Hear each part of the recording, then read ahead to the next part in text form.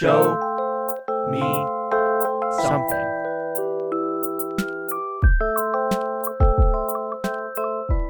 Hello and welcome to the Show Me Something podcast. My name is Will. I'm Trevor. And I'm Jacob. And this week I showed the boys the album Madvillainy by Madvillain. That you did. 2004 album from rapper MF Doom and producer Madlib. Came out on Stone's Throw Records. It is, I think, by many regarded as a classic album, especially in the hip-hop community. It's a landmark, like, alternative hip-hop or experimental hip-hop or underground hip-hop release. Very weird, very dense. Yeah, what'd you guys think? Yeah. So, yeah, I didn't hate it. Dope. Right on. It's like I'm very open-minded person, I feel like, and so I try to give it as best shot as I could, but it's like I'm not a huge rap fan. Yeah. It's very rare that I find a rap song that I like. Yeah, you just like that song by DMX, right? Yeah, even though I like how it goes, I don't like how homophobic and sexist it is. Oh yeah, DMX is one of the most homophobic rappers of all time. Yeah. Wait, so what song? DMX. Where My Dog's At? Where the Hood At? That's a good one. And the other one that I can't remember the name of at the Party moment. Up in Here? Anyways. No, maybe? Up in Here, yeah. Y'all gonna make me lose my mind. Yeah, it's that one. It's that one. I couldn't think of it either. I was gonna help, but I couldn't think of it. I was like, "What the fuck is that song called?" It's that one. Just, like with him barking and stuff at the beginning. It's The just song's ridiculous. Yeah, you put it on my bangers playlist, and I had to take it off. I was like, "It's too much." That's a wonderful gym music, though. Great gym music. It gets you going. I like stuff that gets you. Anyways, I really dug the sample, like the old school, like PSA / I don't know, like for as someone who doesn't listen to rap, I got a little bit of a vibe, kind of like what is it, Rap God by Eminem, how they kind of do something like that. Obviously, I'm pretty sure this came first. Yeah, for sure. So, For sure. well, like that's like my only reference point. Like, come on. Yeah. So it wasn't bad. I dug the whole sample thing with the old school audio, and the whole villain thing and some of the pop culture references I did get. I liked those. Overall, though, like, am I giving it a score now or? Yeah. Go ahead. Okay, like I don't know, like a 5 out of 10. Higher than I thought it would be, honestly. Nice. Like some of the songs, like again with me, instrumentals. Yeah. Some of the instrumentals I did really dig. Yeah. There's some really good instrumentals. A couple of the really cool, like, I really like a couple of the songs as well, like with lyrics. But I don't know, just overall, I like the last album you showed, I might on a weird kick listen to one or two of the songs. This, I don't think I would ever listen to again. Did you have any standout tracks or anything? I really liked, what is it, Sick Fit? Yeah. I think is what it's called. Yeah. That's the first instrumental. Mm-hmm. I really dug that one. I liked I can't read my own handwriting, so I'm having to go through the song list a little bit. Wild Child. Strange Ways. Yeah. I liked that. I thought it was really cool, and That's the a good one. statement, that was a really good one. And I was kind of neat. It was a little bit of a break from the rest of the album. Yeah, I love I. Oh, the R&B one, yeah. Yeah. Yeah, it was cool. It was a chill little song. That one. And Rhinestone Cowboy is kind of interesting just for the outro. I fucking love Rhinestone Cowboy. Yeah. Yeah, right on. Cool.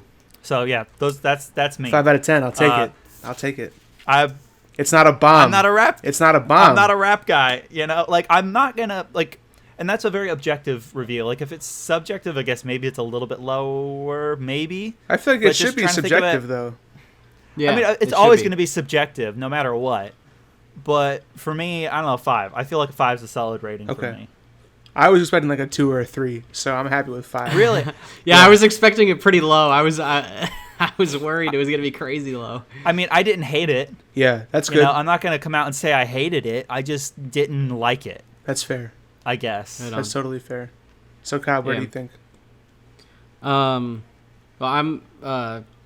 I like rap music a lot, so I was really happy that you picked this. I hadn't listened to Madvillainy before, or like the duo of Madvillain. Yeah. I had listened to MF Doom, but not Madlib until this, or like any of his other, like Quasimodo, or any of the other like alter egos. Yeah.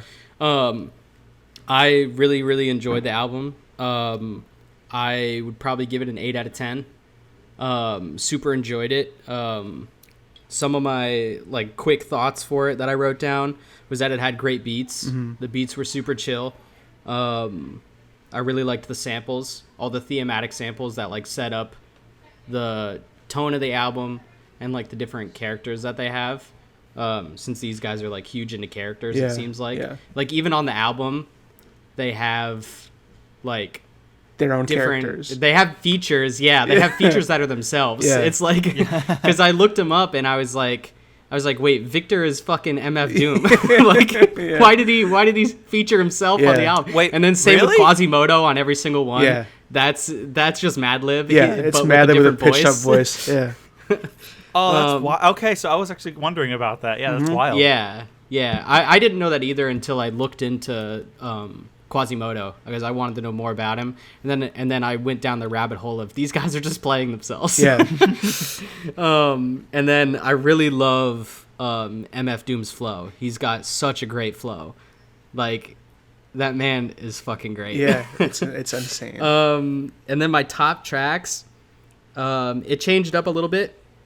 So what it ended up being was Rhinestone Cowboy is number 1. Fucking love that track. Great track. It's so good. All Caps is number 2. Yeah. And then Accordion is number 3 for me. Yeah. And then the ones that were almost there for me was Operation Lifesaver, aka Mint Test. Such a great fucking track. It's too short though. Yeah. I wish it was longer. I want more of it. Yeah. I love like the like chill vibe of it. Like it's like a little bit. It sounds way different than some of the other tracks that are on the album to me. And then number 5 was Great Day. Yeah. Yeah. Fuck yeah. 8 out of 10. Yeah. I will 8 out of 10, yeah. I will put out that my top songs were not in any particular order. Yeah. I don't have a ranking for this one, unfortunately. That's fair. Those are the ones that I dug. I feel you. Oh, also shout out Supervillain theme. What a great instrumental. Yeah. God damn. Yeah, That's true. a great instrumental. Yeah. Yeah, so this is obviously one of my favorite albums of all time. I'm starting off with big bangs here with Helplessness Blues and then this one. Yeah. I spoke a lot about how I've lived with Helplessness Blues for a very long time, and this one is even more than that. I don't think I was on this one right away when it came out in 2004, but anyone who spent time in like the hip-hop blogosphere or spent time online trying to read and learn about hip-hop in that era, like this is like a touchstone album. So I was in like a Facebook group called A Hip Hop Lover's Delight for Life, Nice. HHL, and it was like that's where I learned pretty much everything about rap music. Like that's where I was introduced to Doom and Madlib and Jay Dilla and all these other people that I'll show you guys. But that's where like all my music knowledge stemmed from. Like, and that was like 8th grade, 9th grade, 10th grade. So MF Doom was my first rap concert ever.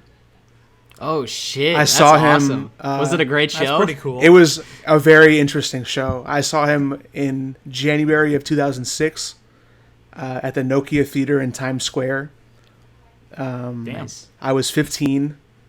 It was a 16 and up concert. My dad took me and my friend Jared.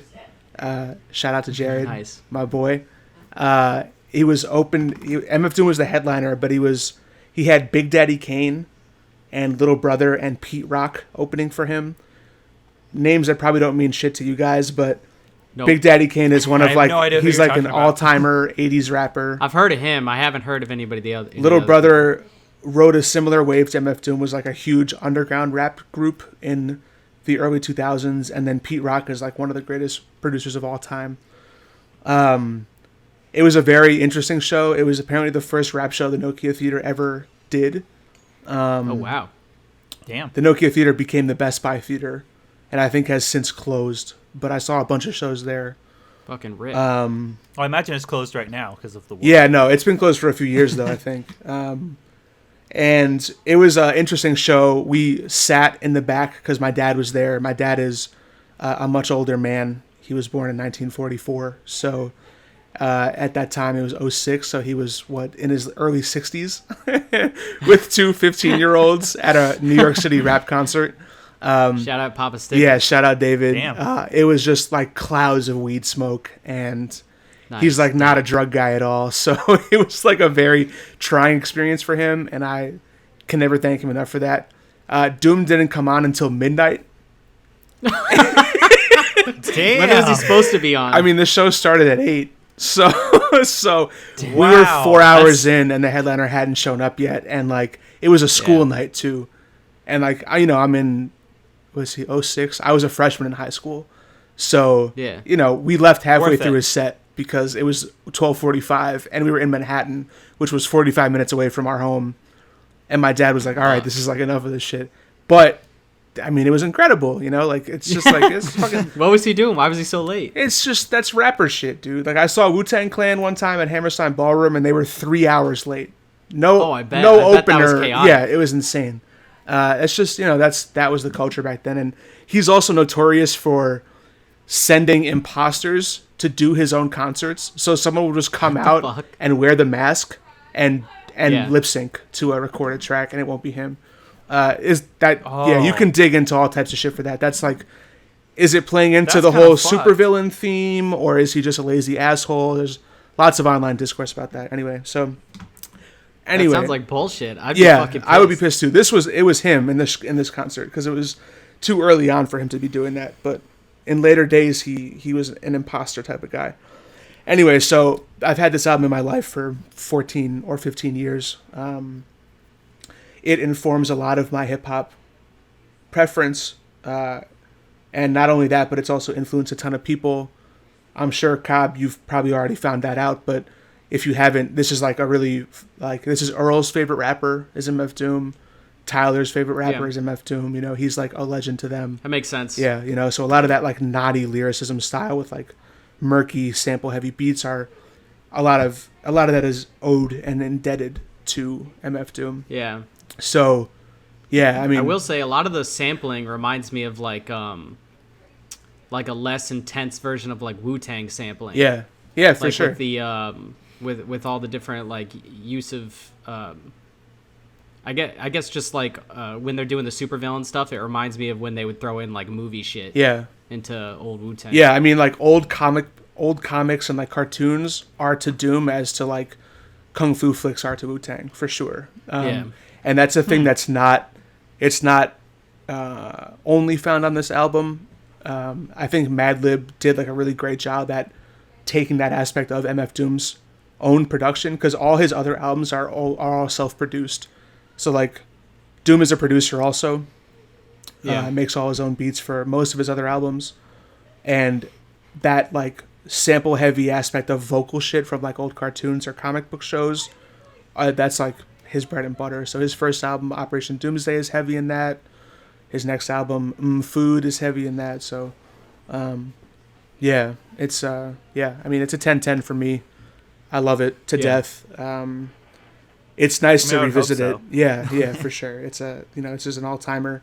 This is a desert island album, for sure. Nice. I can see that. Yeah. Revisiting it, I I haven't listened to it front to back in a long time, and oh, hold on. yeah, Trev, Hand go up. go. What does that mean? Oh, What is a desert island album? You never heard of that before? No, I have no idea what that shit, means. Trev. It's like the game Desert Island. Like, what would you bring on a desert island if you could only have like those couple of things? Oh, okay, yep, okay, never mind. Like in The Office, my dude. I was expecting some sort of like music industry term or something like that. No, just like, oh, this album. This is like album on reminds its them own. of deserts. and Like this islands. album's like away from the rest of what their work was like, or something along those lines. No, it's Okay. yeah, No, I got you. yeah, no, it's one of the ones that I would choose if I had to get marooned, but I knew that I was getting That marooned, makes sense. you know. So, Okay. Nice. yeah, it's a fucking banger, man. I think it's Fuck yeah. revisiting it. I think it's a little top and bottom heavy.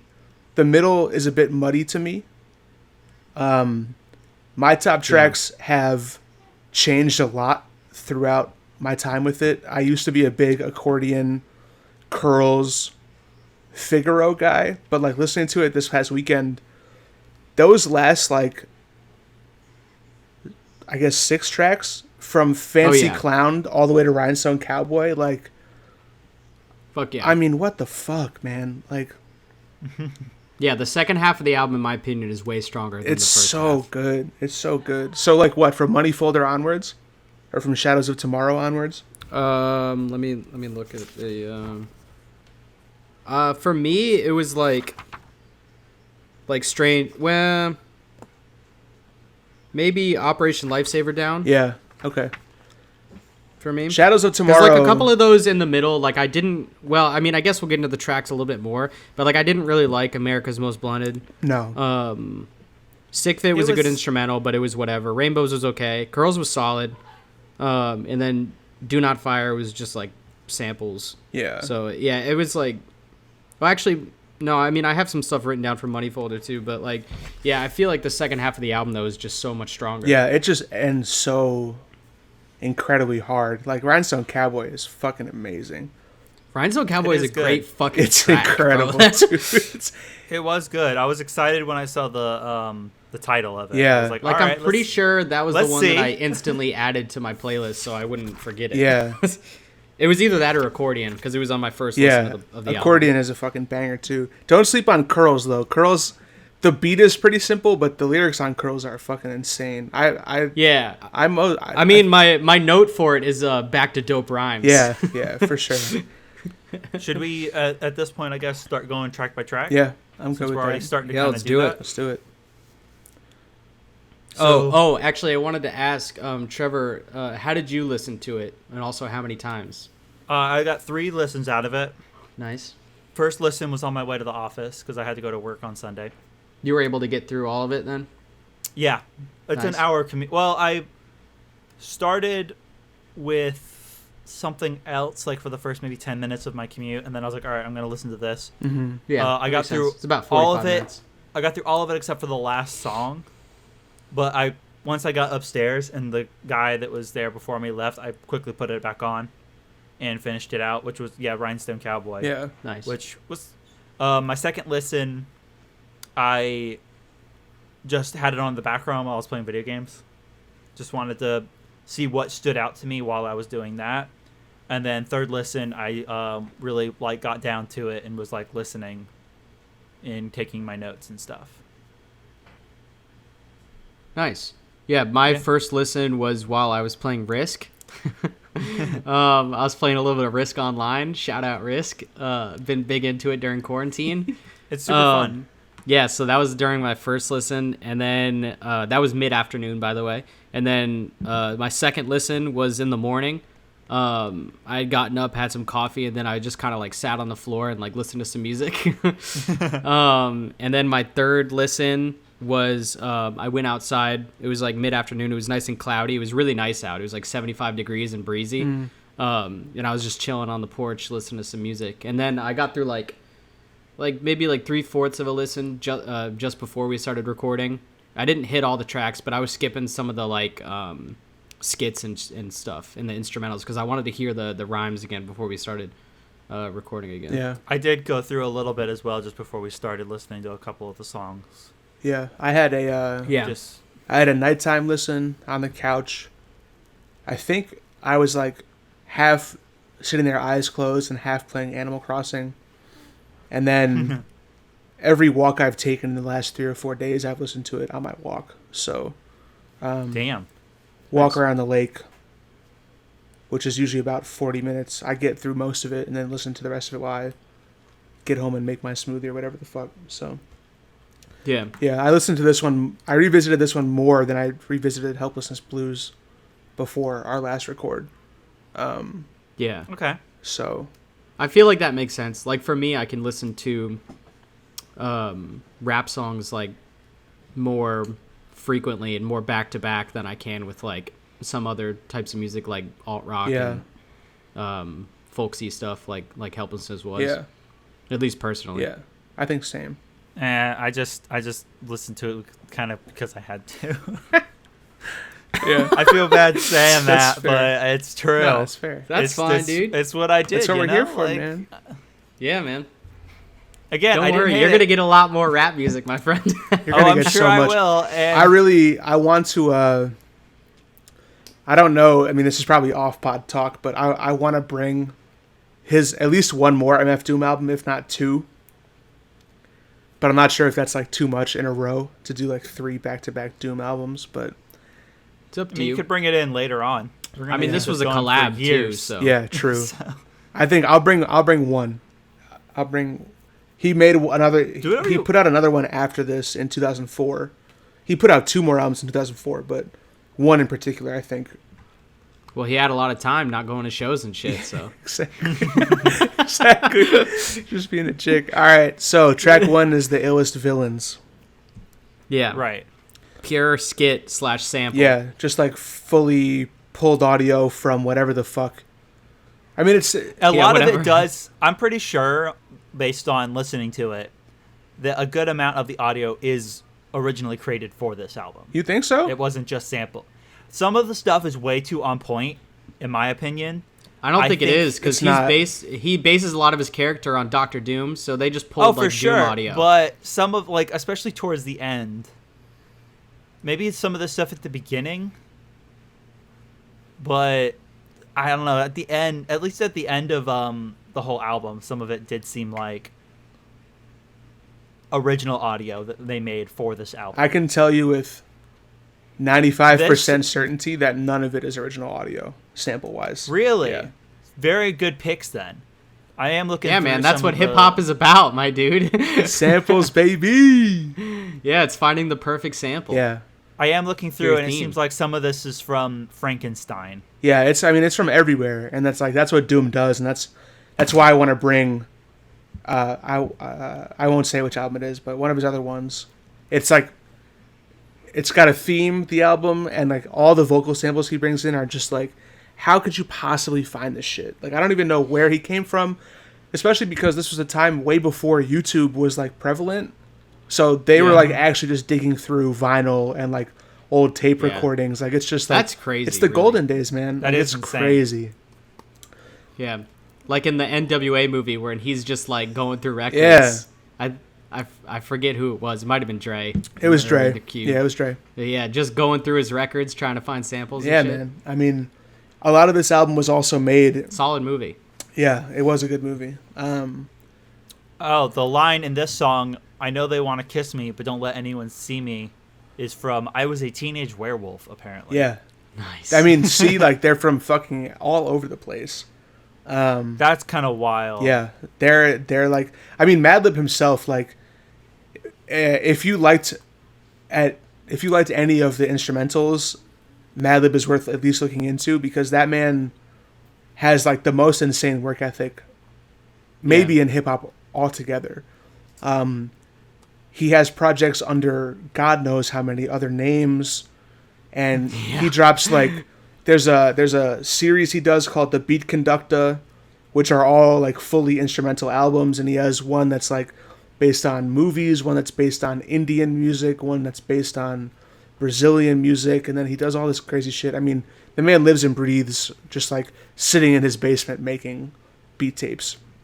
And That's awesome. a lot of what he That's did cool. for this album was made on so the 404 that I have that I made our theme song with, there's a version before that called a 303. He took a trip to Brazil in 2003, I think, and all he brought with him was a little shitty like vinyl like record player, a 303, and a cassette deck. And a large portion of the beats on this album were made sitting in a hotel room, sampling off of Brazilian vinyl right into a 303 and then onto a cassette deck, and then he gave the cassette tape to Doom, and then Doom just rapped over those beats. That's fucking rad. Like, pretty it's cool. insane. I mean, it's insane to make this quality of an album off of that type of technology. So I'm trying to look up the one part of the song where they're like two historic figures, outlaws and desperados or whatever. That was part of the skit thing, right? The sample Yeah, part? it was Villains, I think, right? The first one? That it looks like is not a sample because I can't find any reference to it anywhere. Which also... Unless it's some crazy obscure thing. Which is but probably what it is. Yeah. It's very possible that's what it is. I'm just saying that is the only part that may or may not be an original. I don't know. It just feels like that's not really something that people usually do. They usually just they just find it. Yeah. You just stumble True. upon it. That's like what Which hip is hop's very about. fair. See, I don't know. I don't know these things. I'm coming in as that guy going like, "Hey, this is what I Yeah. think." So Yeah, you're like they're fakers. They lie. He's a truther. Hip-hop truther. the truth is out there. Trevor, I saw you in one of those pictures talking about reopening the government. No, you didn't. I had a mask on. Wait, what? No, hold That on. was your truck. All right, so track 2 is Accordion. Yep. Great I track. dug- So I good. loved- Love the beat. Love the Wacky Racers reference. Yeah, Dick Dick Dastardly and Muttley. Muttley with sick laughter. Yeah. My first listen, I heard that. I was like, "Hey, that's awesome!" And then that was like my high point for the whole thing. Fucking 2 minutes in. Yeah, I mean, that's fair. I'm like, "Yo, Wacky Yeah. Racers!" And then just okay. Yeah. I wrote down a couple of the lines that I liked. I don't know if they're verbatim because I didn't go No, to Rap Genius go or for anything. Got more cheese than Doritos, Cheetos, or Fritos. Yeah, That's amazing. a great line. Fritos also don't No have lines cheese. on. No cheese. You got to keep the rhymes on. And then also, don't touch the mic. There's AIDS on it. That's pretty good. Also a classic line. I think it's but just like don't touch the mic like there's AIDS on it. yeah. But yeah, I just really loved the rap over it and like the accordion used in the beat. It's just fucking It's so dope as good. hell. It's so good. Yeah, I like the. It's such a weird strange use of beat. Like you don't instruments. hear accordion use a whole No, lot. never. And you probably never will because Madlib, he did it and no one can ever touch what that beat is. So it's just like, it's over now. Yeah. I do dig the weird like sound bites and instruments that he uses during this Yeah, he's whole thing. he's far out, man. He uses, I mean, his shit is unlike anyone that I've ever listened to. And then he like went on to make his own jazz music. Like he has a fake group called Yesterday's New Quintet, which is like a jazz quintet, but it's all him. Oh, It's all him, and he makes all the music like by himself. He's a nut. Huh. He's a interesting. nut. I mean, he's got so much shit. Yeah, accordion is I mean, what a good way to like grab your attention starting off the It album. really does. As like for the sure. actual first track, for sure. Yeah, I mean, slip like Freudian, your first and last step to playing yourself like accordion.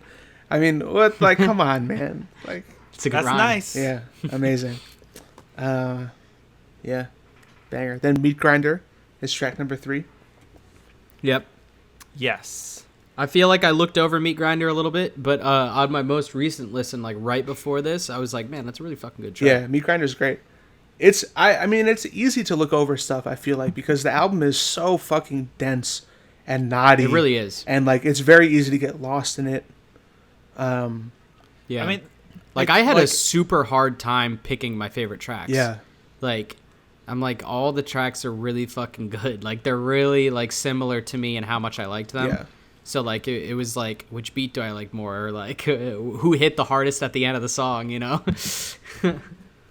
I also though kind of was just like, hey, Meat Grinder. Next song. I didn't dislike it. It's just nothing really stood out to me on it. Like some of the other songs Yeah. I had, there was more stuff that was like, oh, that's different. This was just like, okay, it's a rap song. Yeah. I'm gonna I get a also lot wanna of say hate. that this, I can already tell. I'm gonna get a lot of you're hate. fine, for dude. this episode. I'm going to give you so many fucking rap albums, Trevor. It's going to be... That's fine. I'm gonna give you a lot of anime, except And you I'm- kind of like anime. I'm so here for anime. What am I gonna do? Yeah, we both are cool with watching Yeah. anime. I will say though that And this possibly is like one of reading the a Korean first manga. What? Korean manga. We're gonna read a manga. What? Fuck yeah. Yeah, I just finished one. I finished one not too long ago, and it's one of my all-time favorite pieces of media already. So Damn, that's it some might high just praise. be hype. Whatever. That's something we'll find out later. I might just be also on the kick of it. You know what I mean? Like when you finish something, you're like, I love this thing more than anything, and then you wait a little while and realize, it was pretty good though, but it wasn't that great. So I'm waiting for the cooldown before I bring it to y'all. But for now, I'm definitely bringing it, but who knows when. Anyways, moving on. Yeah, what I wanted to say about Meat Grinder is that the accordion beat like flows into it like 25 seconds in around there. I didn't get the exact timestamp, but like this album does a really good job of like flowing the beats together, like wanting you to absolutely. listen. It like really wants you to listen to the full album and like not pick tracks because like not every song, but like almost every song, the track will flow into the next one, like for anywhere between like a couple seconds to like this one where it's like 20 seconds in. Yeah, the sequencing is You know? perfect. I mean, it's Yeah. Yeah, there was a couple of times listening to this, like when I wasn't really paying attention, where I didn't even realize we had moved on to the next song. For sure. That happened to me a lot on my first listen when I wasn't 100% paying attention to it. I like looked over and I was like 2 tracks past where I was before. I was like, fuck. Yeah. I think that's also... There was a couple of times I went... Go ahead, Trev. Sorry, what? Yeah, there's a couple of times where I went back, like, and I looked over, I was like... Because I don't have Spotify Premium, so I was like, is it shuffling? And then I went back and clicked through the other songs, and I was like, no, I definitely heard this. So... Yeah. It was kind of crazy. I was like, I guess You gotta jump on the premium, my dude. Gotta get the I'm premium, not getting homie. premium. Come on. You're gonna have to when he keeps giving you albums. Maybe. Dude, I'll pay for it. At the end of the year, Trevor, I'll pay for it. after the end of the year, once he's shown us all this music, you're gonna need to post your like end of the year review. People are gonna think you're fucking hardcore, dude. Oh, yeah. Oh my god, it's gonna be wild. Because that's like, all I damn, would ever Trev's use awesome. it for. I don't listen to anything else really on Spotify. So Trevor's fucking Trev rad. loves His Jay favorite Dilla, MF Doom, and Fleet Foxes. Let's fucking go. I'm Holy gonna be like, I don't like any of these. His favorite artist is Lord Quaz, dude. Fuck yeah. Yo, wait, Jacob, did you listen to Quasimodo? A little bit, yeah. Fuck. Yeah. Yeah. That album, Madlib made that album. He locked himself in his studio for a week and just did mushrooms. He made the entire album by himself. That makes sense. But you can still show it to us. I've only listened to like 3 or 4 tracks, like, and it wasn't off of just one album. It was like his top. Yeah. Okay. Top I think tracks. I will, because the Unseen is So- a banger. I have one line I just love. I'm probably gonna pick a lot of lines out, more so than I Yeah. did on Fleet Foxes. For Meat Grinder, my favorite cool. I think is the worst hated god who perpetrated odd favors demonstrated in the perforated rod lavers. Like, his internal rhyme schemes are just so ridiculous. And, like, it's become a thing that's more commonplace now with the prominence of, like, Earl, especially. But Fucking love that Earl. type of rapping is just, it fucks me up. It, like, really fucks me up. So I don't know if you guys remember, like last time I was all about the lyrics. Yeah. Yeah, that's why I thought one of the reasons my like glimmering hope was that you're gonna love Me it somehow. too. Me too. Dude, Because of thematic reasons. I tried. I did like the theme of the supervillain thing. That was cool. Yeah, dude. But I tried to dig into some of these lyrics, like, because I didn't want to really look them up too much. I wanted to try and listen to see what I could understand. I couldn't do it. I don't know why. I mean, I don't know what the deal was. I think, and this is... But, like, I didn't... Speaking out of turn, like, I think it's probably twofold, right? Like, first of all, Doom is, like, super monotone as a rapper. He doesn't have a ton of inflection, and he tends to prioritize the beat over his rap, so, like, he's usually pretty muddy in the mix, which is a thing that Earl has popularized now. Oh yeah. And secondly, like... muddy as fuck. Yeah, super muddy. Sometimes you can't even hear No. him. And he's also... What'd he say? He's also super stream of consciousness. So like Doom pretty much raps like he's on a tangent the entire album. Like there's almost never any theme to whatever he's saying. Like with the exception of Operation Lifesaver, I think, and Fancy Clown. And even Rhinestone Cowboy, I think, has a bit of a thematic element, but generally speaking, he's just like, it's like you're talking to a person with the most severe ADD of all time, but they make that ADD rhyme really well. And I think that's, especially for someone who doesn't listen to rap and isn't used to listening to that type of lyrical style, is probably like, I mean, I wish I could have seen your face listening to this album, because I think it would have been a delight.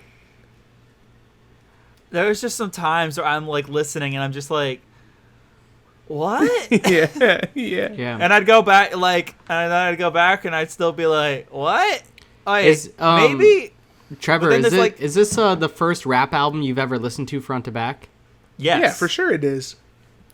That's great. That makes me so happy that Trevor's first rap album. You popped Cherry's Trevor. Madvillainy, baby. Trevor's Cherry. Trevor's Cherry. One of the most dense and fucking elusive rap records of all time is Trevor's introduction to rap music. That makes me so happy. That's wild.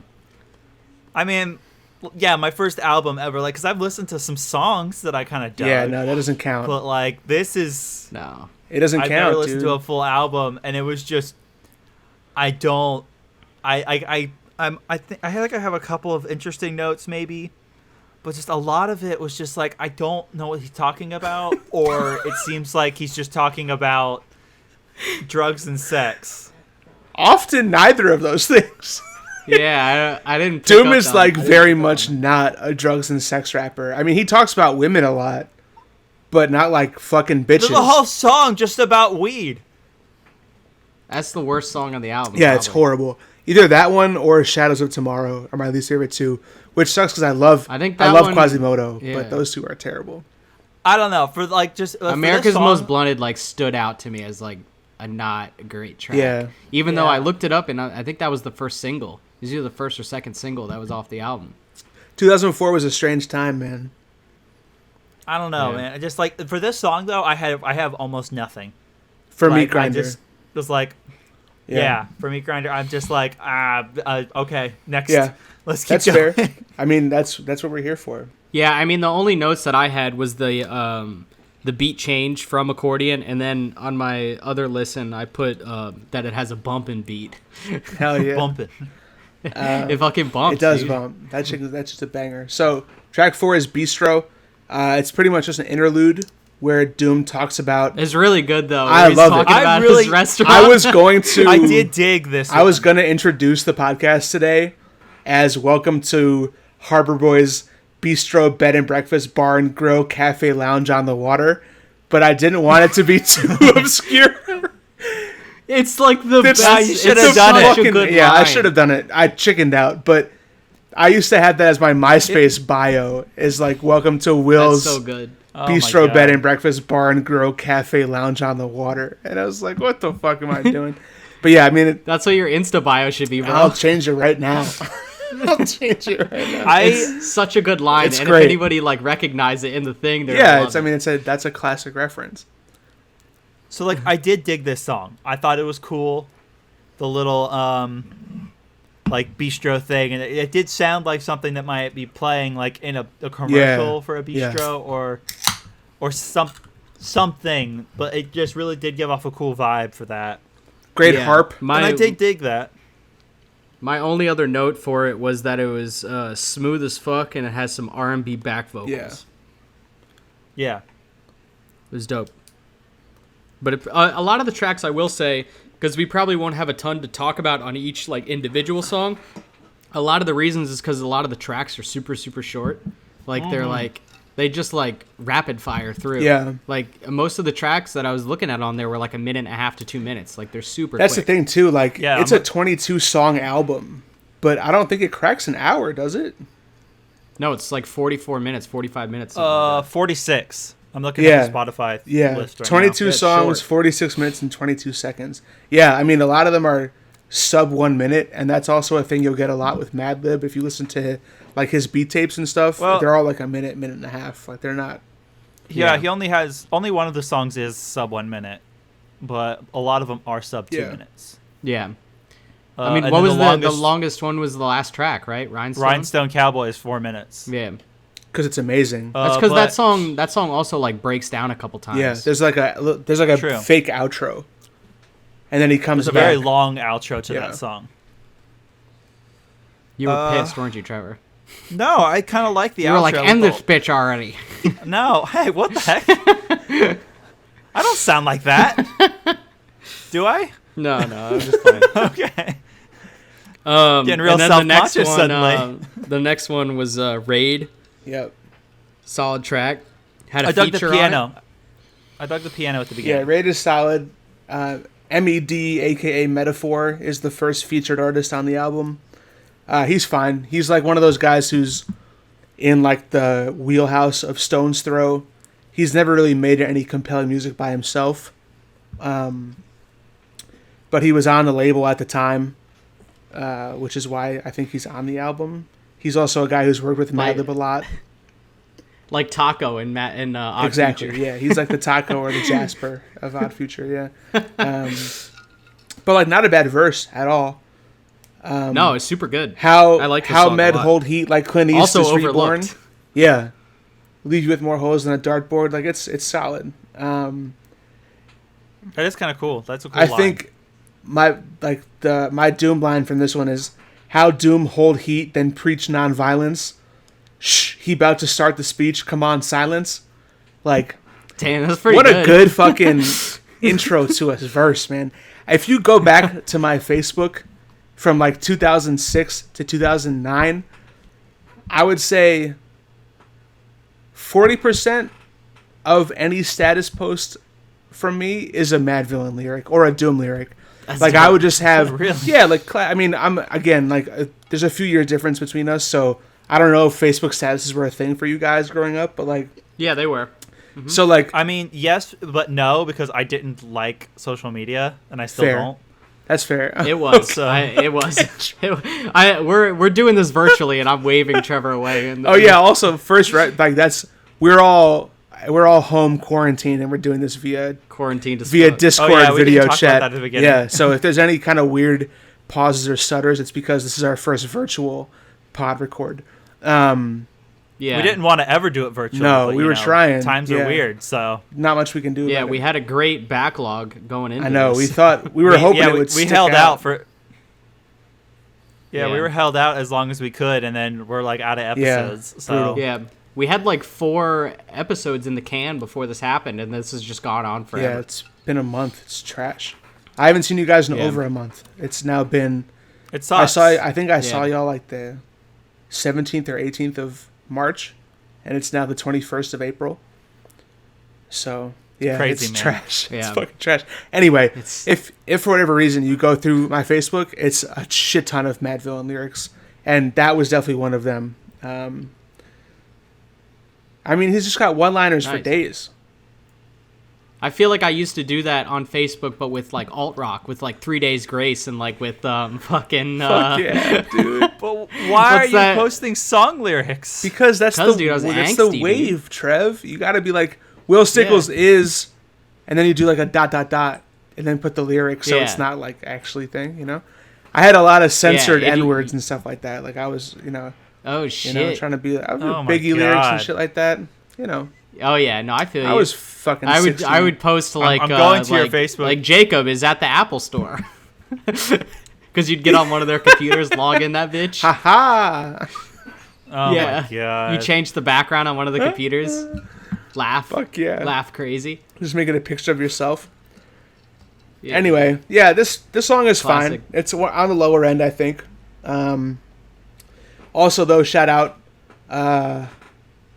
the metal fellow been ripping flows since New York plates was ghetto yellow with broke blue writing. Great shout out to New York license plates. They yeah, Oh. they had. So when I moved to New York from California in like the late 90s, the plates were white, I think with red lettering, and they had a Statue of Liberty in the back. and that was like the standard New York plate. There was a period of time where they came out with a retro, quote unquote, version of the New York plates that had this like ghetto yellow and broke blue, quote unquote, color scheme. And I went out to the DMV and got that because of this Doom lyric. So, yeah, aren't all the? I thought the New York standard license plate was the like golden. They eventually changed it back to that, yeah. But when I moved there, it was white and red with the Statue of Liberty, and they all went back to the blue and yellow. But I like the blue. Blue and yellow are gorgeous. If I see that like color scheme though, I immediately think, oh, that's a cop. Yeah. Just because like down here, the yellow down here, it's a different yellow. Right, though. yeah. I'm colorblind, Jacob. It's yellow is Trevor. yellow. It's ghetto yellow. All right, it's not yellow. It's ghetto yellow. According to all Doom. yellows. Well, all yellows are equal in my eyes. Fair man. But yeah, then the next track is America's Most Blunted, featuring Quasimodo, Lord Quaz. Quaz. Yeah. So this is, I mean, pretty much a throwaway track for me. It was funny. I listened to it yesterday on 420, obviously, because I was walking yesterday and I listened to the album, but I was like, oh yeah, it's 420. Like this is like a massive weed song. 42020. Yeah, it was. A bunch of my friends from college were like putting in the group chat like, this is my first sober 2020 in like 6 years. I'm like, wow, guys, all right. Same. Also, I didn't even drink on 420. Like that was my one day of like not doing anything. Well, it's a smoking day. Me neither. I was stone cold. I was ripped. No, but Will took his first bong hit in like 10 years. I'm going on 3 right now. Not bad. It was an okay track, you know. I kind of dug the jingle at the end. Yeah. I thought that was kind of funny. Mariju, AJUANA. Era. The ending. It was the ending fun. is the only part that I like. Also, it doesn't spell marijuana. No. It sounds like marijuana. That's how you pronounce right. it. I also like the line, "You're more creative stoned." Yeah. Classic. Like, where do they get those samples from? Like, what the fuck? Other than that, it's just not a great track. No, it's boring. It sucks because, like, for people who are new to this, I feel like this album is a bad representation of Quasimodo. Because I hate Shadows of Tomorrow. Like, that song sucks. We'll get to it, but those are the two, like, Quaz features on here, and, like... Bro, I literally wrote nothing about Shadows It's of fucking Tomorrow. terrible. I'm looking at my notes now, and I'm like, oh shit, I actually... Both times I took It's notes, not good. I wrote nothing. But if, for whatever reason, you're listening to this, and this is your first exposure to Madlib, do yourself a favor and listen to The Unseen by Quasimodo. May or may not be a future episode, but also it's a classic album. Yeah, I might not be able to hold back from listening to Lord Quaz. That's honestly. fine. I mean, if you can't, then just listen to it. But So next up we got Sick Fit. Sick Fit is a banger. I like Dope instrumental. The instrumentals obviously don't hold as much weight as the songs with Doom on them, but in re-listening, Right. I like made a point like, wow, Sick Fit is a fucking bop. Like that song jams super hard. Do you like that instrumental more than what is it? Supervillain I theme? honestly can't remember Supervillain theme off the top of my head right now. Oh shit. Yeah, Really? so I want to say that I don't, because between I and all caps, I feel like I runs the whole time, which means that I like it. So Supervillain theme I think is better than Sick Fit, but I just forgot that Sick Fit like existed. Supervillain theme. Yeah, I feel you, because like with the last time I listened to the album right before we started recording, Sick Fit was one of the ones that I did end up skipping. I didn't want to skip it because I like the instrumentals on this album, but I needed Time's time. of the essence. And I made sure to listen to Supervillain theme again because like I was really tempted to put it in my top. I was like, that's a fucking good instrumental. Dude. I really like Sick Fit. That was one of my top songs. Sick Fit, So- no. Yeah, super good. I was listening to it and It's I good. fucking put No it hate. on my Instagram story the other day, and like Kirk, friend of the pod, not friend of the pod, fucking Harbor Boy Kirk, responded to it with fire emojis, and I was like, my boy, Okay. Kirk's in here with the Madvillain, I know. Dude, Kirk's music knowledge is crazy.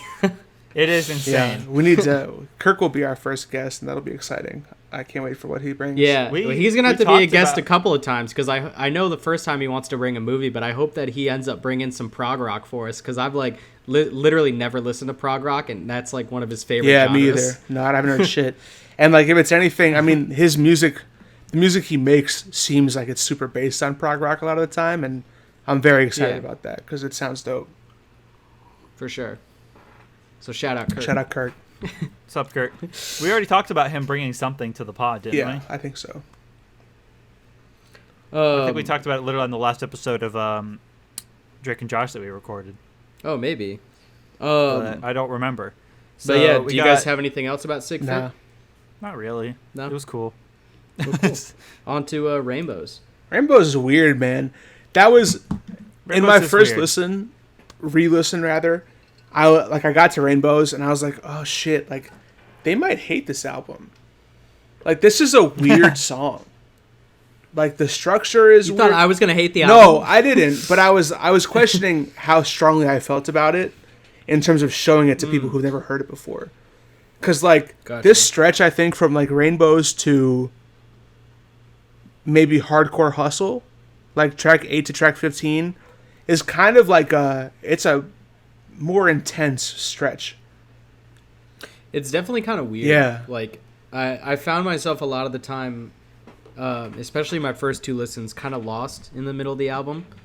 Like even though I ended up liking Operation Lifesaver a lot, like I found myself being like, kind of, what am I listening to in like this middle part of the album? I don't know if you felt the same, Trevor. I don't know. It was like, I feel like I'm just saying like it came together more at the end for me and like in the very beginning than it did in the middle tracks. I can agree with that. Although some of my two tops. Yeah, I mean they're definitely standouts, but like as a whole, towards the middle. But yeah, no, I agree. The last bits were a bit better. Yeah. I don't know if that was because, although for me, I don't know if that was because it was the end, or if that was because I was like, hey, it's almost over. I think it's also because like at the very end where there's like more rap, like traditional rap tracks back to back, it makes it just seem a little bit more cohesive than like a lot of these, like throwing in instrumentals and throwing in like random samples and shit like in the middle of the album. Yeah, you know? True. I know, but like, where did you think the end really picked up at? Like, at what song? I think when probably Operation Lifesaver, but also really it picked up. What was it? Supervillain Theme and Down. Like those last 4 tracks really are fucking great in my opinion. Okay, I will agree with the other halfway with Operation Lifesaver because I really, really enjoyed Strange Ways. Yeah, Strange Ways was super good, but I mean like as like overall, I agree. I'm inclined to agree with that. Yeah. Yeah. Because like Meat if Grinder, if I had to pick like a part of the album though, I would pick that last 4. Like I would pick fair. Supervillain Theme, All Caps, Great Day, Rhinestone Cowboy. Like that's what I would pick if I had to listen to a piece of the album. That's very fair. I agree with that because like some of the other ones, just like we were talking about, kind of like Meat Grinder, it was just like, all right, yeah, it was there. Next song. Yeah. So I would agree with that statement a lot. But yeah, also though on Rainbows, the only note that I really have is that there's some dope horns and some record distortion. And it has an overall pretty chill vibe. Yeah. that's what I wrote down for it's my a chill notes. track. It doesn't really mean much in the grand scheme, I think, thematically especially, but and also Doom can't sing for shit. I mean, let's be honest. Like that's like if he had to go up on stage and sing that a cappella, he'd get booed off. But in the scheme of the album, I think it fits well. There was one lyric in here that I did have stand out, which was the "he drinks Drano" part. I felt like, I'm like, so is this person being murdered? Is he committing suicide? Yeah, like 'cause that's poison. Yeah, for sure. That's that'll kill you. Yeah. Yeah. So I'm like, that was the only thing that really stood out that much. And that's one of those ones where it's like, what the fuck can he possibly be talking about? And you don't really know, you know? Yeah, what are you trying to say here? Like, are you trying to say that this person needs to, like, die, or, like, they are dead? Or she or, thinks he's suicidal, or I don't know. I don't know. Just that was, like, one of the main things. Yeah, it's a strange one. All right, so that's track 8. Track 9 is Curls. Curls was my number one for a long, long time. Curls has a lot of obvious sexual innuendos. Yeah, for sure. I think, I mean, it starts off right at the bat. Like, villain get the money like Curls. They just trying to get a nut like squirrels in his mad world. But then it, like... That's a great line. And then the pearl necklaces thing, like, that's land also of very milk and much... honey with the swirls, where reckless naked girls get necklaces of pearls. Mm-hmm. But, like, if this was that type of podcast, I would just rap this entire song right now. It's a perfect song. Not. It's a perfect song, dude. Like, compliments of the town jeweler, left back, now schooler, trying to sound cooler. On the microphone, known as the crown ruler. Never lied to Ma. Bro, I looked over this song when we said we found the moolah. I mean, Curls is like, it's a top 3. That's why I was surprised. I looked over it hard. Dude, it's so good. It comes in a stretch of mediocre songs, and I think that's why you probably overlooked it. But like, Curls is a fucking banger. Oh, did you give your top tracks when we first started? Yeah, I think I said. Did I? Did. I don't know. They've always changed, and I think like. Oh right. Right, Yeah, like as a kid, it was accordion and Curls, but like listening to it today, I was honestly like, straight like Rhinestone number 1, Great Day number 2, all caps number 3, and that's like the last 3 songs of the album. Yeah. I used to be accordion, Curls, and Fancy Clown. I'm huge on Fancy Clown. Fancy Clown. I love Fancy Clown. We'll save it. I've got that written. We'll save it because that's another overlooked that song track. Classic middle of the album. Yeah, shit exactly. For me. That's why I was surprised just now when you said like I'll take the last 4. Like I would start with the last 6 from like Fancy Clown down to Rhinestone Cowboy. Yeah, I was just trying to make it a little bit more succinct than. But succinct. It is a long album. It is a long album. But yeah, I mean, Curls is fucking crazy, man. A rhyming klepto who couldn't go up in the store no more. His life is like a folklore legend. Why you so stiff? You need to smoke more, brethren. Like the internal rhymes of this song are insane. They're insane. Yeah. I mean, like front to back, this song is incredible to me. I'll have to give it another run. Yeah. I mean, I'm definitely gonna listen to this song this album in the future. Like more so than Fleet Foxes. Yeah. Like for sure, I'm gonna listen to this album in its entirety. Yeah. Many more times. I mean this. Sorry, I just dropped my phone. I probably picked up on mic, but a little bit. This one is. I mean, I think I introduced it to you guys before you listened to it, and when I chose it as like a very dense and naughty album, I mean, you apologized to me like 3 times. Like, sorry, Trevor, and I'm like, what? Yeah.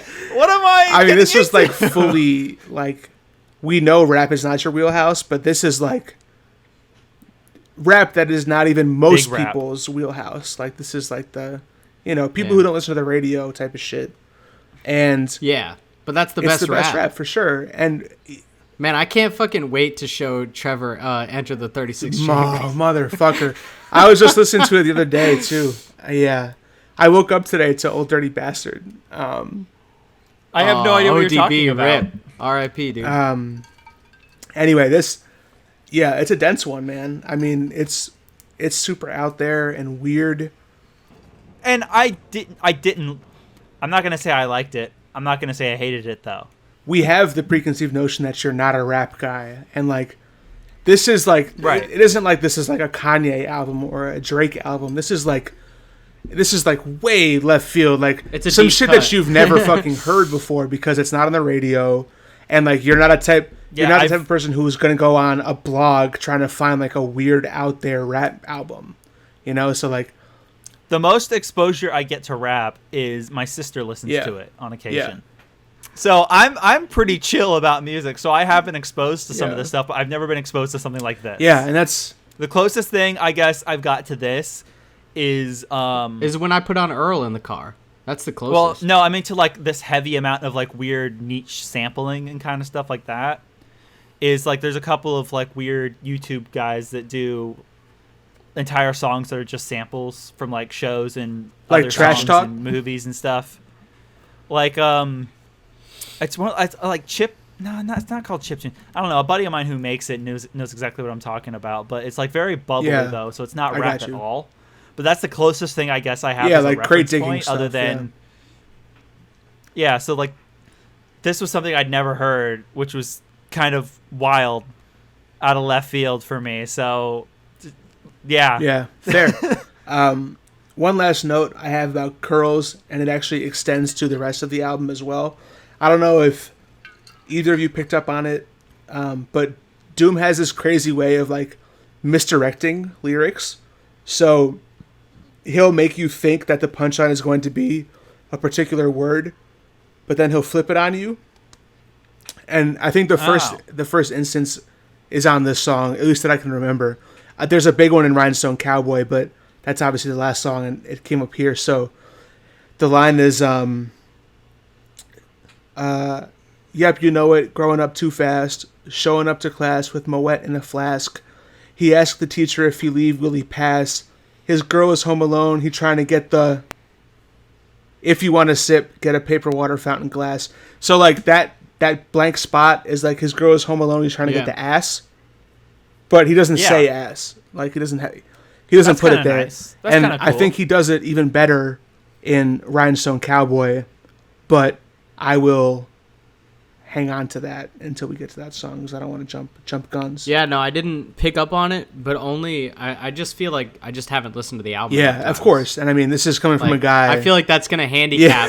That's gonna handicap me hardcore. Sure. Like, I mean, this is a guy. I've listened to it for 15, more than half of my life. So, like, I've listened to it like 3.5 times basically now, which is like a lot of times to listen to an album. But like with this kind of album, it's not very. It's not exposure to it at all. I mean, I don't want to be presumptuous, but like it's a forever album. Like for me, obviously, it's a forever album. I mean, I've been going on 15 years with this album, and I still hear shit that's brand new to me. Like I heard a part of it. I don't remember what song it was, but I was listening to it today when I got back from my walk, and I was sitting here setting up all the audio and shit, listening to it to like refresh myself, and I heard a sample in a particular song that was kind of like in the background that I had never heard before.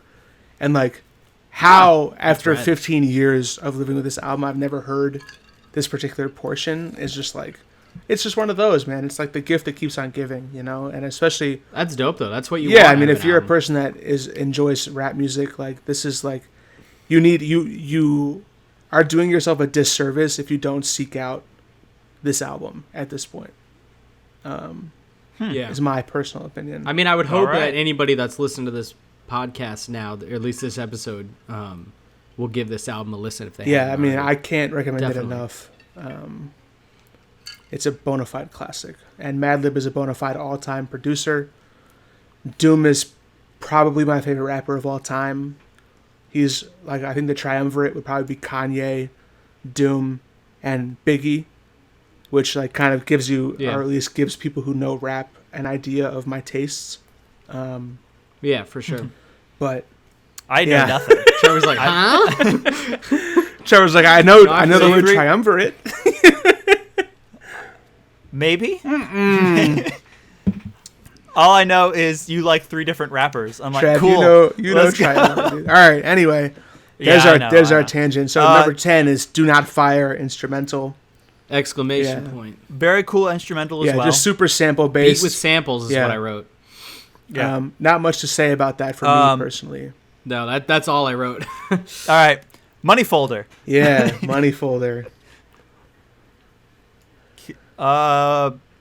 Oh, Yeah, one of the lines cool- that I have for cool this sound bites. really great line. Hook me up with 2 apple pies and a small fries. Yeah. Yeah, and like That's fucking great. I just picture him chilling at McDonald's, like getting right, some fucking just food. in the drive-through, you know, like I mean, like if ever there's been a stream of conscious rapper, it's Doom. I mean, he's like, it's just like whatever pops in his head, he'll make it rhyme, and then it will just go for the length of a song. I mean, it's like he's one of the most, what's the word I want? Like, not surprising, but unpredictable rappers, I think, that I've encountered. I could see You know, that, like you never fucking know what the fuck he's gonna say, and there's a bunch of lines in this one that I love, and I don't even have Money Folder High on my list, but like, let he who is without sin cast the first stone. After you, I who's like that last, line. it's Doom. He's the worst known. He's like amazing at opening lines on this album. Like, Yeah. the opening lines are so solid, and they grab you in so fast. And I love the part where he says, own his own microphone, bring it everywhere he go, so he can bring it to you live in stereo.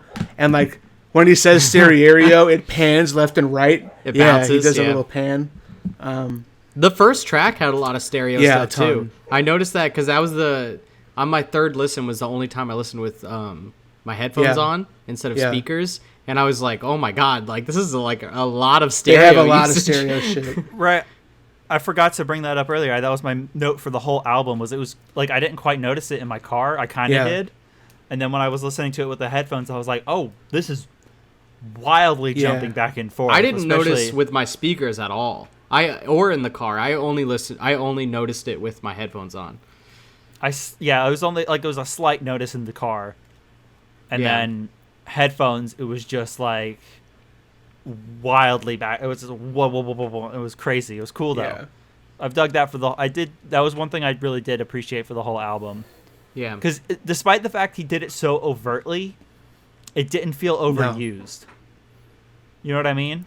Yeah. Yeah. And, I also want to say that this is one of my overlooked tracks. yeah.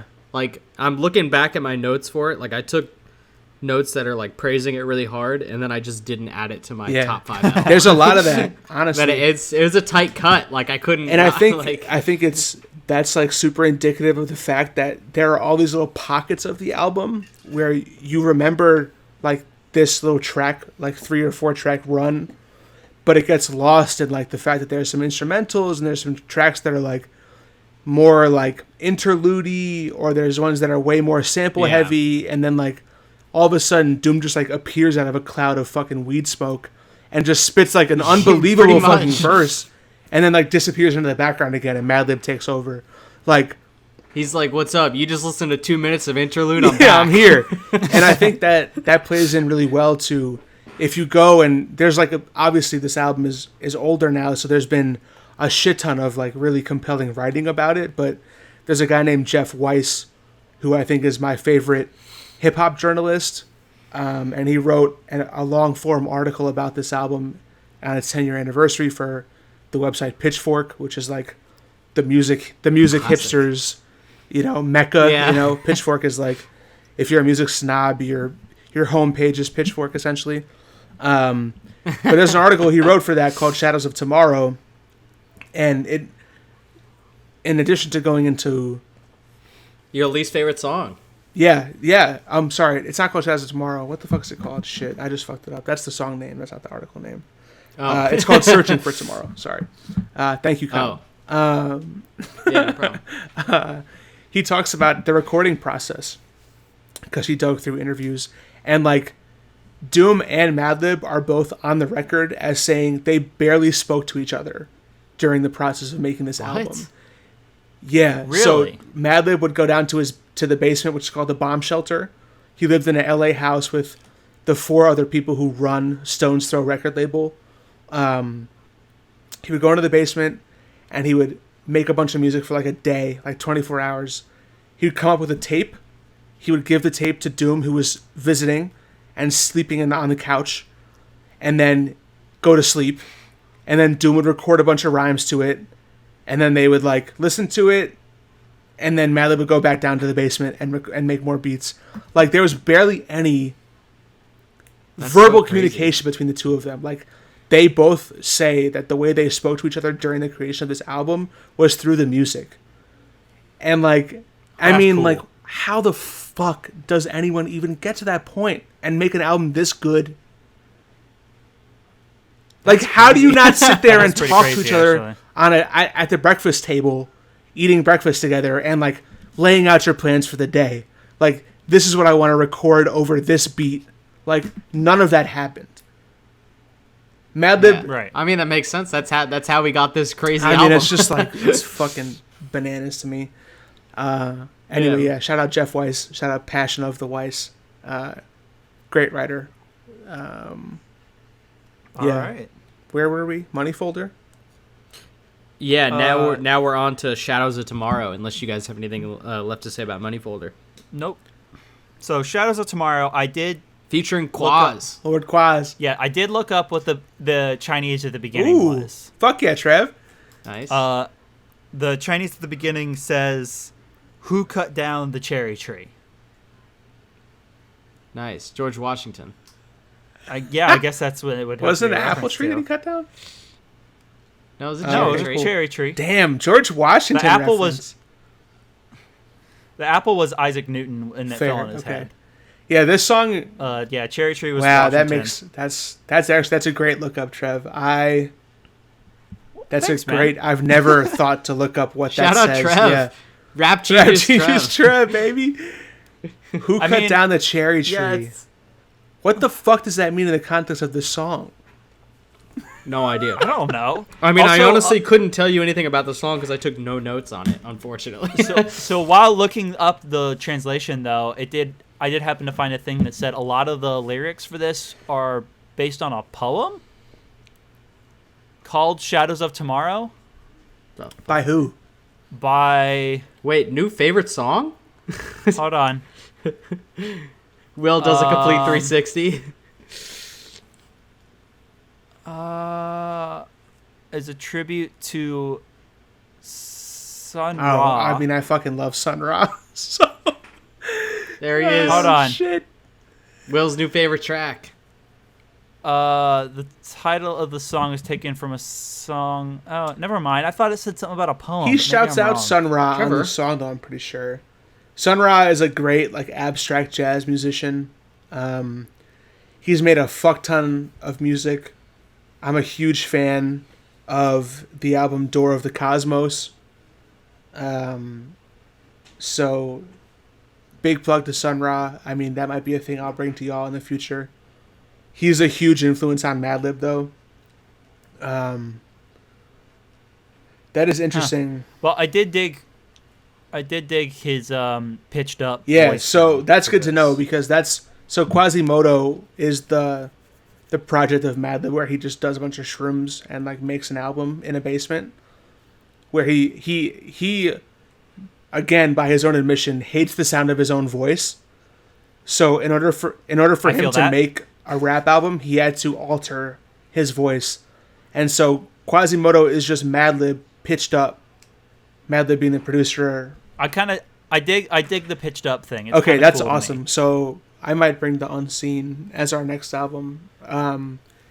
He made a whole album as this character when he spent a week in his studio on shrooms, like locked in his studio by himself, and just did shrooms and made a whole album. And it's like, I mean, you think this album is fucking trippy and weird, like that one is like way the fuck out there, but also great.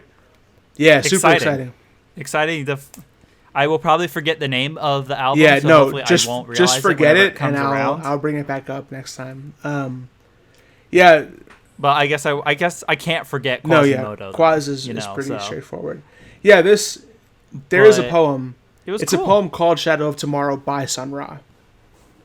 I got you. Okay, so that's what it's based. I guess that's what it's based on. But I don't know. I kind of dug this one, but also I didn't like. I don't know. Just like listening to what they're talking about the past is yesterday. Day. It's insane. We're searching for tomorrow. Insane. All this like weird back and forth with yesterday is the day that is dead that is tomorrow. I don't know. I was like, this seems excessive to the point of you're just trying to sound Yeah, philosophical. The beat is great. And that kind the of beat is annoyed great, me. But there was a line, I think it was in the New Yorker review of this album when it came out, but it basically said that this was a song that fell off of a poster on someone's freshman college dorm wall. You know? Yes. And like that's very much what Yeah. it feels like. Like I could. today is a shadow of tomorrow. Today is the present future of yesterday. Yesterday is a shadow of today. The darkness of the past is yesterday. And it just continues like that for 3 minutes. Like, utter fucking gibberish. So it's like, Like, what yeah. are you doing? Like let's. Yeah, whatever. that song, All I mean, right. it's whatever. That's my least favorite song on the album. That's I think the only song that I will actively skip. Interesting.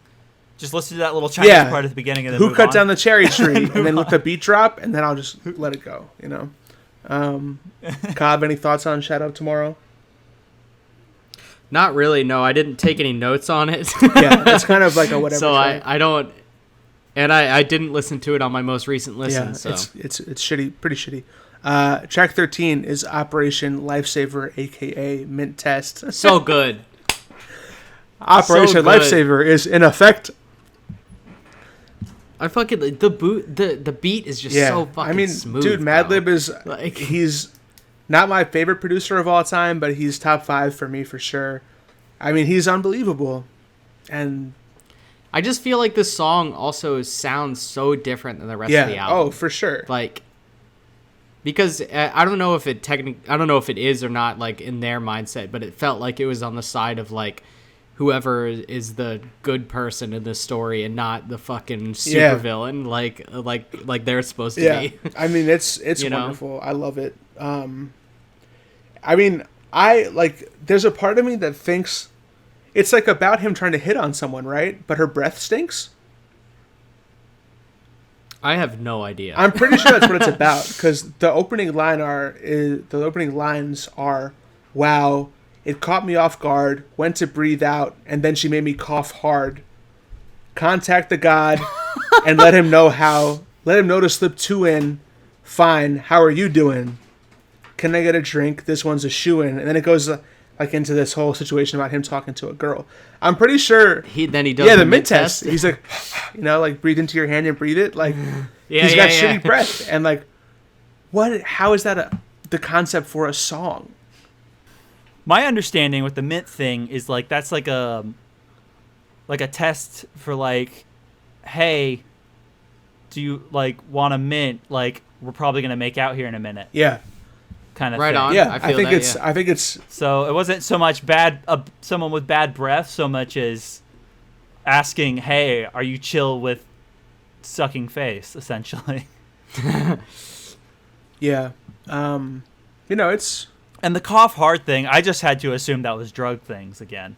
I thought. See that? I So- think he's at a doctor's office, and he's hitting on the nurse. That's my internal Who's like grabbing his like, balls. who's like yeah, touching and made me like, cough hard. Yeah. cough. I like that. I like that I think a lot. this makes me like the song even more, dude. This is I great. mean, that's where we're at. I mean, Thank you for delving into use the a stick lyrics of for me. juicy fruit. She just knew she was cute.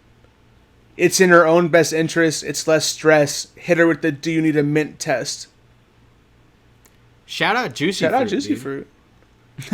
I used to chew it all the time when I was a Same. kid. I don't I was anymore. Juicy Fruit was number 1, and then like I grew up and I got onto the orange Trident, and that was the one. Oh yeah, dude. Big Yeah, fan of the fuck big yeah. fan of the okay. fruity gum. All right, track 14. And then On there's to like, Figaro. yeah. Figaro. So I had to look it up because I knew what Figaro was. I just didn't remember what it was from, and it's a Mozart thing. Oh, Interesting. Yeah. Mozart's 1986. 1986, brother. 1786 Oh. composition, The it's Marriage an of opera. Figaro. Yeah. Yeah, so it's an opera. Like I knew Figaro from something, so I did have to look it up. I didn't know that off the top. All of my I head, know is like when unfortunately. people go like Figaro, Figaro, Figaro. You know what I'm saying? Yeah, so it's a Mozart thing. I think that this track, I liked That's it all I the had written most for on that my track. first listen, and then it went down from there. I'll say. Because like originally it was Okay. pretty close to my top 5, honestly. Yeah. And then it fell off a little bit for me. But that's just because the other tracks. It's nothing against this track. It's just that the other tracks stood out harder. This one has a great, like, condemnation of current day rappers. Like, he says the best MC with no chain you have ever heard. You know, he's like full of little shit like that, like little digs, where he won't make a whole song about it, but he'll just like slide one in, like fuck all you new rappers with your chains. Like, I'm just hanging out here in flip flops and rapping better than any of you. Also, I'm seeing this now. Man, please, the stage is made of panties. From the age of baby hoochies onto the grannies. Like, what the fuck, dude? That's this fucked is up. So good. Yeah, this one has, I think, one of the best internal rhymes of the entire album. And again, I'm going to read it, doing it absolutely no justice. And you should please listen to this album instead of listening to my stupid ass read it off of Genius. But do not stand still, boast your skills. Close but no krills, toast for no nils, post no bills. Coast to coast, Joe Schmoes flows ill, go chill. Not supposed to overdose, no dose pills. Like, I have no idea exactly, what you just said. and I don't know how you can conceive that level of rhyme scheme. I mean, that's like so far beyond like A B C D or A B A B or whatever the fuck rhyme schemes are. Like, he's just so unbelievable at doing that, and it's throughout his entire discography. And this is generally considered Doom's best album, but like, he raps like that his entire career, and it's just like mind blowing to me. Figaro, it's solid. It's not the best song on the album, but he raps definitely solid. He raps really cool. hard. I the beat is kind of mediocre to me in terms of the standards of the album. I don't think it's mediocre overall. I agree with that. Compared to the others, it's not anything to write home about. Anything from y'all? Not really, no. I just appreciated any of the songs where I was like, hey, I get that. Yeah. So that's kind of where I was on this one, where I was like the Figaro thing. I was like, oh, okay, I kind of get that Now, reference. the only note that I have on it is that it was a solid track and that it goes really hard. Yeah. Nothing about the beat. Literally, my only note on it is Mozart. That's my only note. That's Mozart. it. It's great. So the next one, Hardcore Hustle featuring Wild Cherry. Wild Child. Or Wild Child. Wild Child of Loot Pack. So here's my note on this dat? one. Ready? It's cool, I guess.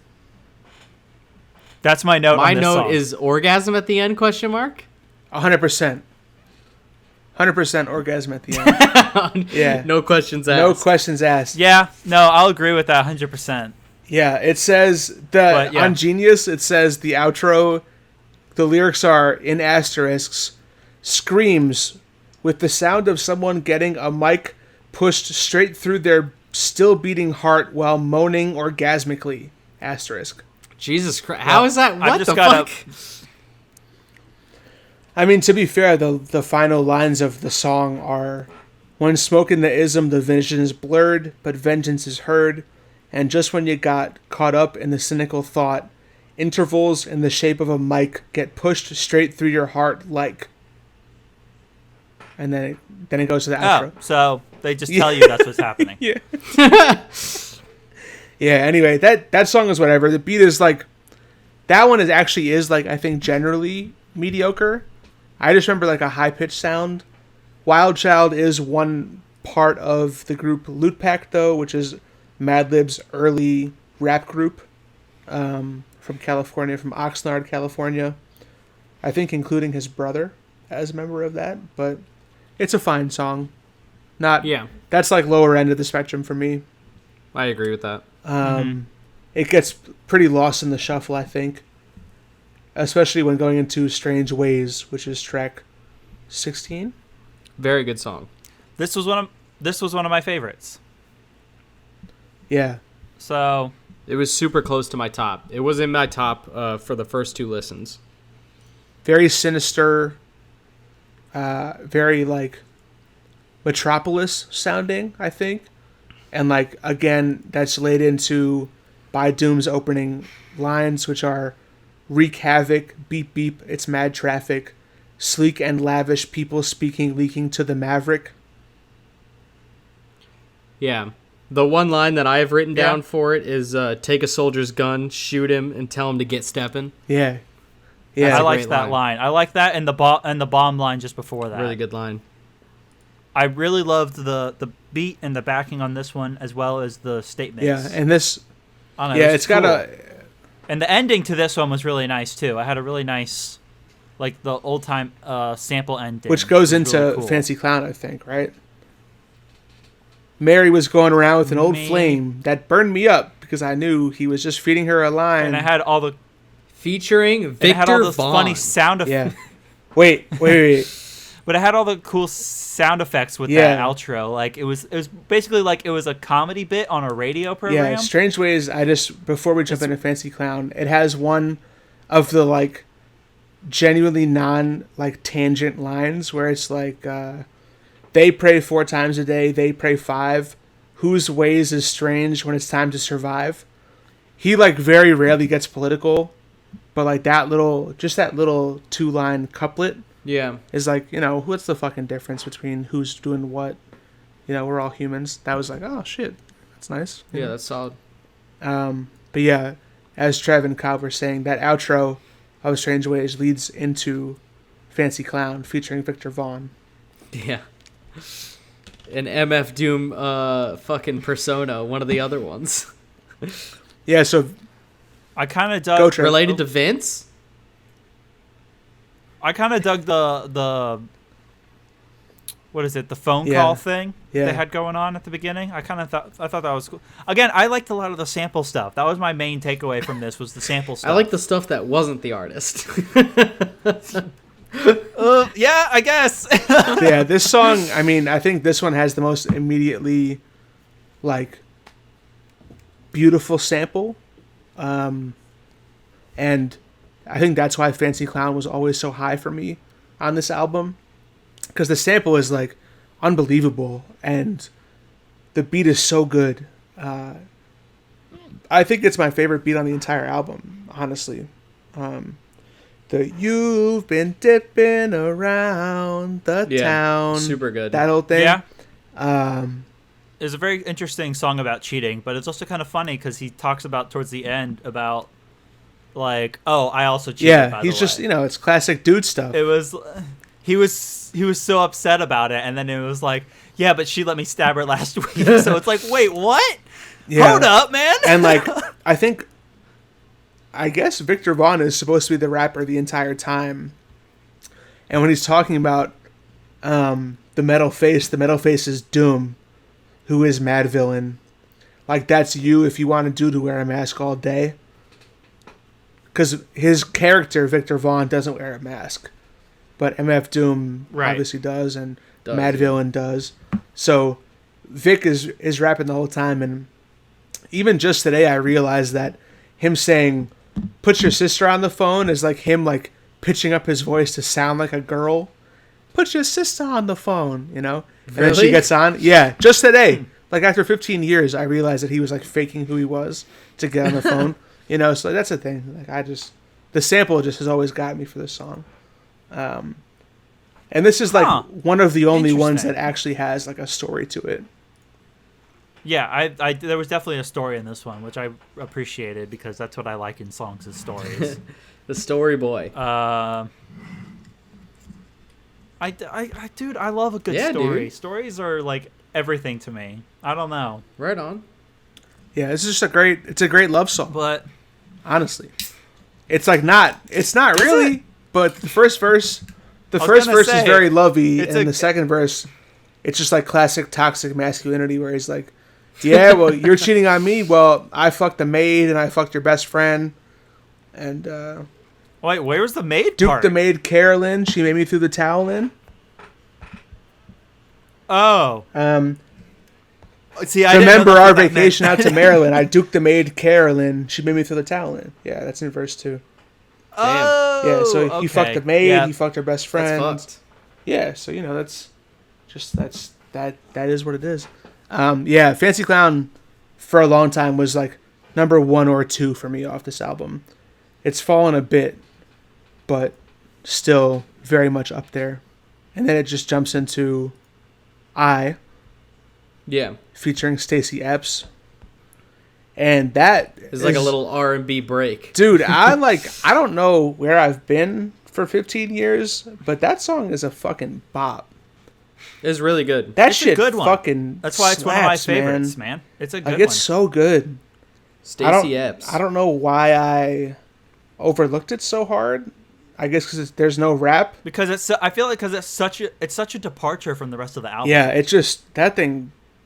It's just so nice. Like, her voice is so beautiful, and the beat is so nice and cloudy. And yeah, I've never appreciated it as much as I probably should have up until now. Yeah, I tried to look her up. I couldn't. I was trying to see if she was related to either Mike Epps or Omar Epps. I was Couldn't literally find just doing that right now. Couldn't yeah. find either. No, yeah, she has an album from 2013, and that's pretty much all I can find. But I'll listen to it because I really dig her appearance on that one. It was. This is a good song. It was just nice, smooth, Yeah. relaxing. Just kind of like, just like. Nice and, Jacob, you could put it on your chill and cold. Yeah, playlist. you want me to? You could. I'm not saying you should. I'm just saying you could. I think it would not be out of place there. Right Is kind on. of what I'm going for. Shout out my Easy and Chill playlist. Easy Chill It's a by good one. Jacob Manera. Yeah, dude. Look for it on Spotify. So that drops us into the back 4 songs, which are, as stated, Super villain Jacob's favorite Supervillain 4 of theme. the album. Yeah, I wrote down such in all caps a dope beat. I love it. Yeah, It is a good beat. It is a really I good need to beat. go back It's and just- listen to it. It's I'm just listen- so chill. It just chills. It's just a chill as fuck beat. I just love it. It's a good break. Like both of those songs back to back, I feel like are a really good break in the album. Yeah, it's a very welcome change, even though like you feel like you don't need it, but it really hits You didn't realize you needed it. You know? exactly. Yeah. Yeah. It is cool. I could like see it being played in like the background of like a villain prep up montage or Yeah, I something feel like you. that. Yeah, I mean, it definitely sounds Like- evil, but it's like chill evil. Yeah. You For know? sure. Yeah, there's not a ton to talk about though in that one because there's no samples and there's no It is there's an no rapping. instrumental, It's just ultimately. instrumental. I just really Yeah. dig it. And then we go All to caps. All caps. Just remember what I wrote Um, down is that he goes fucking hard, and that I also overlooked it on my first listen. Yeah. I mean, All Caps is a fucking. That's all timer, man. It was good. Just I remember guess. All Maybe. Caps when you spell the man's name. That's the only line I have written down. I was Yeah. about to say that was my line. He's Oh, is that about how his Yeah. name is all MF. caps? MF Doom. Oh. Okay. I mean, You better do it in all See, I fucking don't caps, know. brother. once again, that's like his opener. So nasty that it's probably somewhat of a travesty having me. Then he told the people, "You can call me your majesty." That, I mean, just like his Okay. like his opening I lines feel are so like he crazy. goes the hardest in these last 3 tracks. 100%. Thoughts?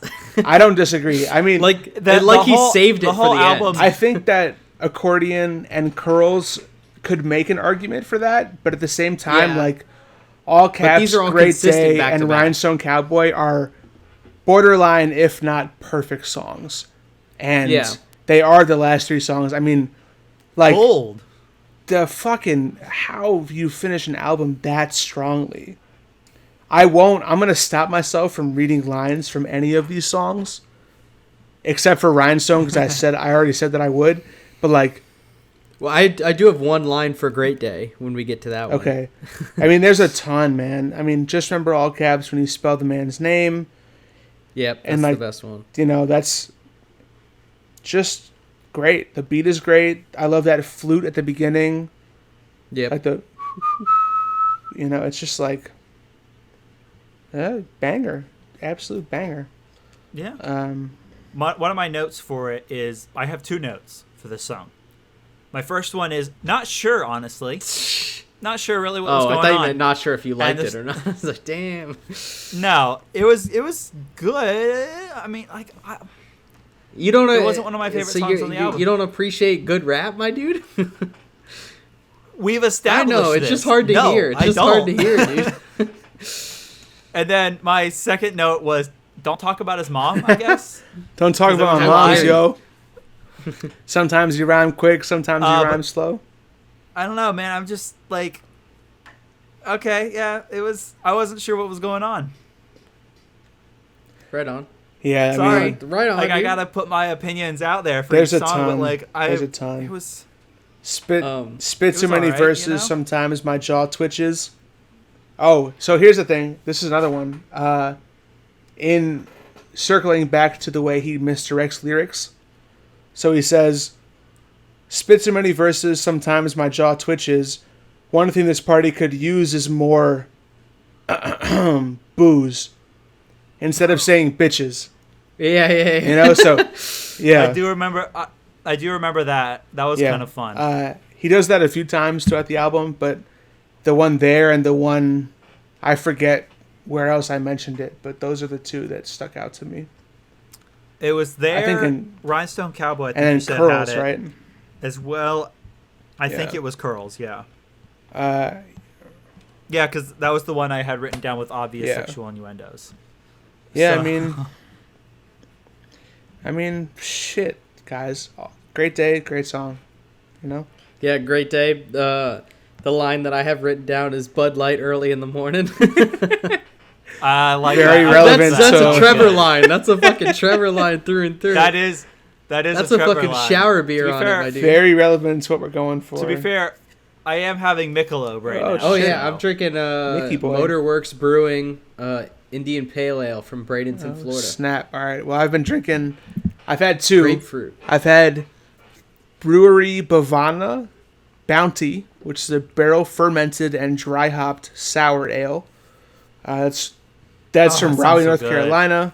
Very pretty can. I bought that from Green Nice. Bench Brewing, and then from Green Bench That I sounds got amazing. Turbid 13, which is their newest installment of the Turbid series. Very nice. That's dude. a New England IPA, triple dry hopped with Simcoe, Rakow, and lemon drop hops. Quite delicious. I was hoping to get my hands on their collaboration with Other Half Brewery, which is from Brooklyn, called Wedge Salad, but that's since sold out in the quarantine. This is also my Fucking first rip. beer in 31 days. I've been trying Insane. to drop Me weight. and Trevor drink every day. I've been trying Literally to every drop day. pounds during this fucking quarantine time, LBs. so haven't seen anybody in 30 days. Last time I saw somebody, I drank beer, so I've been trying. This is my first one. That's us. Every time you see had us, to bring it back for the boys. we're bad influences. If we're talking about drinks, I've had 2 Tom Collins. Trevor's a fancy boy now. Break them Wait. down, Trev. What are those Tom Collinses? They were the Tom Collins. I did a half recipe essentially, so it was a shot of gin, a tablespoon of simple syrup, and a tablespoon of lemon juice, and then topped with seltzer. I had 2 of those, and I had a twisted tea, and now I'm having my Mick Ultra. Nice. Hell Back yeah. to a Mick Ultra. Back to the Mick Ultra. Infusion, lime and prickly pear. You cactus. love the prickly pear. That's your go-to. Dude, I do love those. I have. This is my second to last And one. it's one of the healthiest beers don't- you can drink is a Michelob Ultra. Yeah, Is it? calorie-wise, yeah. Tastes like shit, though. Yeah, it's only 9. It does not. It's only 95 Tastes like calories. gold. But it's also only 4%. You can drink So- 90 of them. Might as well drink gasoline. Well, that's why I was drinking the gin earlier. Anyway, back to but yeah, Rhinestone Great Cowboy. Day. Well, okay, we finished with Great Day. I don't have anything else. All right, now Rhinestone Cowboy. Let's All go. right. Great song. Excellent ending to the album. Fantastic. Same. Incredible I wrote ending. very nice. I put very nice ending to this strange journey. Yeah. Hell yeah. It Yeah. has an amazing beat. This is the only song that I showed Abby to give her a taste of the album. She's going to listen to the full album before she edits. But I wanted to give her a taste to what Will was subjecting Trevor to. I was like, here, check out this song real quick, because this is the song that was like standing out to me. It's like, I fucking love this song. This is one of the ones that he explicitly recorded only on the 303 and, really? and a cassette tape, yeah, in Brazil. Okay. I wrote down this song fucking slaps. That's what I wrote down. It slaps so fucking I also hard. said that it ends super strong, and that my one line that I have written down for it is on my aching hands from raking in grands and breaking in mic stands. Yeah, what That is the a fuck? Amazing line. What a fucking line. Oh, dude. my aching hands. Yeah, dude, this one has like lines like crazy. There's one, so He's got the crowd clapping for Yeah, him, the and he crowd goes is out, clapping. and then he comes back. He's like, "What's up?" does a fucking encore. So this album, An encore on an album. it's amazing. This album was famously leaked about 8 to 12 months before it was actually released. So Oh wow. in the middle of them recording it, they had a demo version that was all on a cassette tape. That cassette tape got leaked out by people, and this was like right at the dawn. Sorry, I have crazy hiccups right now. I'm 5 beers deep for the first time in a month, so bear with me. It got leaked out at a time where internet music fandom was blossoming, and people could finally get their hands on bootlegs and leaks Oh yeah. that weren't physical, which Everybody now just downloading like crazy. right, like now is super Yeah. commonplace, but like, you know, LimeWire and WinMX and whatever the fuck else, Napster, of course, were Napster, yeah. big. So this Frostwire. wow, haven't thought about that. Wire. What a pull. So this was Jeez. this was in the time of that, and this album did happen to get leaked, and they took a whole year off when it got leaked because they were pissed and they thought that it was ruined. And then his lyric on Rhinestone Cowboy, hardly come sloppy on a retarded hard copy. The retarded hard copy in question was the stupid, quote unquote, hard copy they made on the cassette that was able to be leaked. So in Yeah. this song, he's rapping about the leaked version that he regrets doing and making because it got leaked before it was ready. And then again, he mentions it in the second verse. It speaks well of... Were they mad because they didn't like the version they made, or because it got leaked? They were in mad general? because it got leaked, and they mentioned that again. I mean, I feel like people I mean, I don't know. I don't think artists should be but- mad when shit gets leaked. But in I mean, what can you 2004 do? But yeah, this is back before that was yeah, a like thing. 16 I know, years like, ago, it was long before. Back then, when artists fucking whined because their music was getting torrented, I'm like, bitch, people don't want to pay this exorbitant price for the music, man. $20? Like, That's not you bad for you can't spend all this money for all the music because you couldn't stream back then. You either No, you had to couldn't. buy the music or like buy the song or something. Yeah. And it's just, I mean, what are you gonna fucking do? People can't afford it. Well, they mention it again, or Doom mentions it again in the second album, and he says, it speaks well of the hyper bass, wasn't even tweaked, and it leaked into cyberspace. And so, like, there he's acknowledging that the album wasn't even fucking done yet, but y'all already had it out on the internet. And, like, that's just two lines. That would be upsetting. Yeah, I mean, it's super upsetting. But, again, this song is so full of fucking incredible lines.